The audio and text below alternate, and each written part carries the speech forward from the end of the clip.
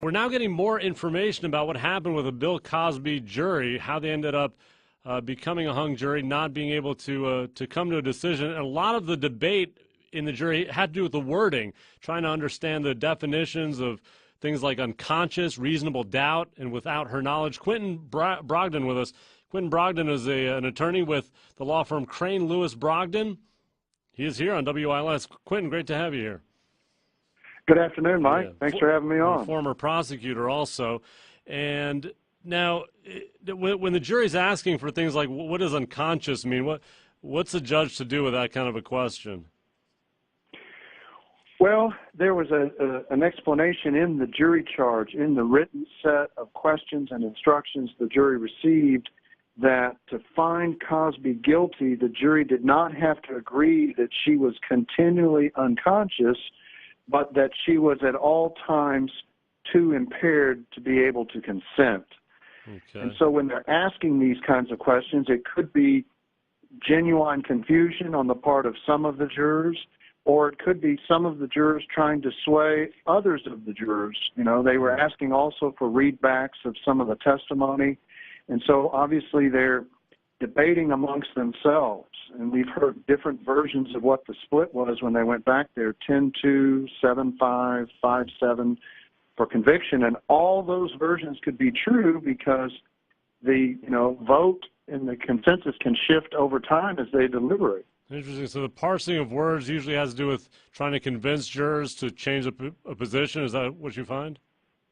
It may be, yes. It can be that. It can be a proxy fight where a juror who maybe doesn't want to convict is using that as an excuse, if you will. I don't know, and you can't really know. Maybe that's even occurring subconsciously. So it can be a genuine attempt to understand the words and to apply the law. It can be some jurors who are reluctant to convict or anxious to convict, depending on how that shakes out. Some of the jurors afterwards. Go ahead. Some of the jurors said what? Well, that some of the reports from jurors said they were concerned and felt Cosby had already paid a price, in the court of public opinion for this, and that politics was playing a role, perhaps, in his prosecution. Well, and what do you think about that? Hearing a juror say that was part of their calculation, what does that make you think? Well, it makes you think that those things aren't per se in the jury charge. In other words, they're not asked to decide whether this was politically motivated or not. They're simply asked to find out whether and to answer questions, to give the answers to whether he sexually assaulted Constan without her consent. Right. But when they're talking and thinking about other things such as politics playing a role or Cosby already paying a price, maybe some of them were looking for a reason not to convict him, separate and apart from anything they were supposed to be weighing in on. And it gets complicated because the jurors were trying to understand the definition, the meaning of unconscious, because apparently she was unconscious, then she had consciousness, she knew certain things were being done to her, and then she'd lose consciousness again. How is that defined in the courtroom, her being unconscious, do you know? Well, she unconscious is out, where you're completely out, but that's not what was required here. The issue was whether she could give consent, and the question and the definitions that the jurors were given was that in order to find Cosby guilty, they had to believe that at all relevant times she was too impaired to be able to give the consent. And one of the jurors, a guy named Dugan, said that, for instance, she remembered waking up to Cosby sexually assaulting her and then, quote, went back to sleep. And he had a concern about that, apparently, because he didn't think if you had such a shock to your system that you would fall back asleep, so she could not have been unconscious, he said.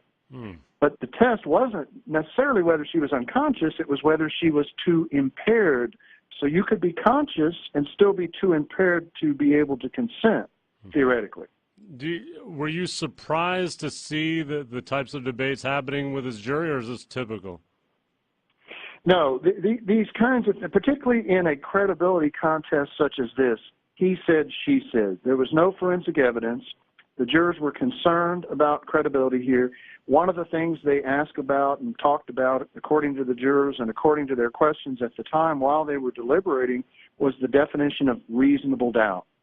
And so they could have agreed that probably it occurred, but to convict him, they had to get to a higher standard of proof, reasonable, beyond a reasonable doubt. Right. And so the kinds of questions they were asking in this he said, she said, and the Cosby attorney's strategy of putting the credibility of Constant, the accuser, on trial appears to have worked.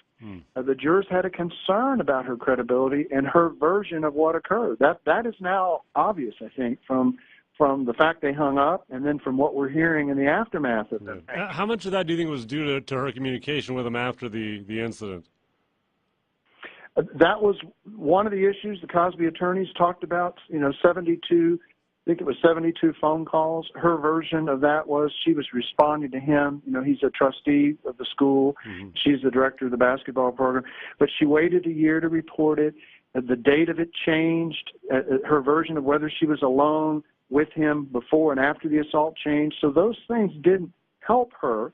Mm-hmm. Some of those aren't that unusual, candidly, in this kind of case, because it is a shocking occurrence.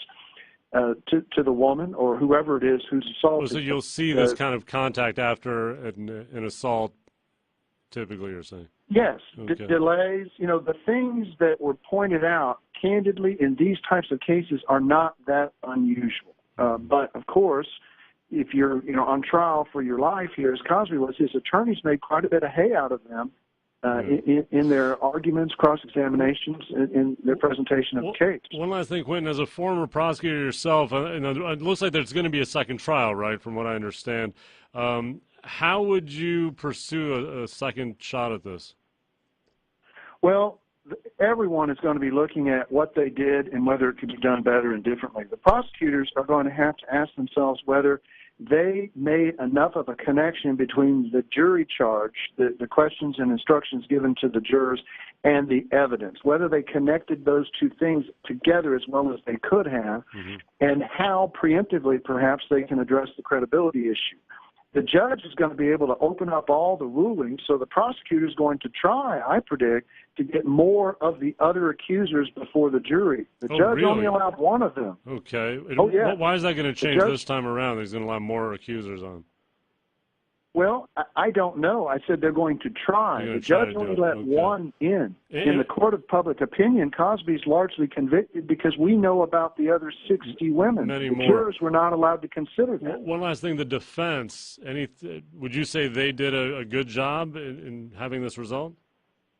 I think the mistrial is a vindication of the Cosby lawyer's strategy. The theme was to challenge the credibility of the accuser. They put on about 6 minutes of case only, but they put on their case during the prosecution case, and they didn't call Cosby because he would have been cross-examined about all those other women potentially. So they'll do the same thing again, essentially, I'm guessing, right?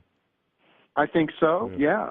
And they will be big beneficiaries because they've now seen the whole prosecution case, and so the defense will benefit. And unless the prosecution changes it up and has a new approach, we could have another mistrial potentially. Crain Brogdon, attorney, former prosecutor, now with the law firm Crain Brogdon, right here on 1320 WILS. Quentin, thank you very much.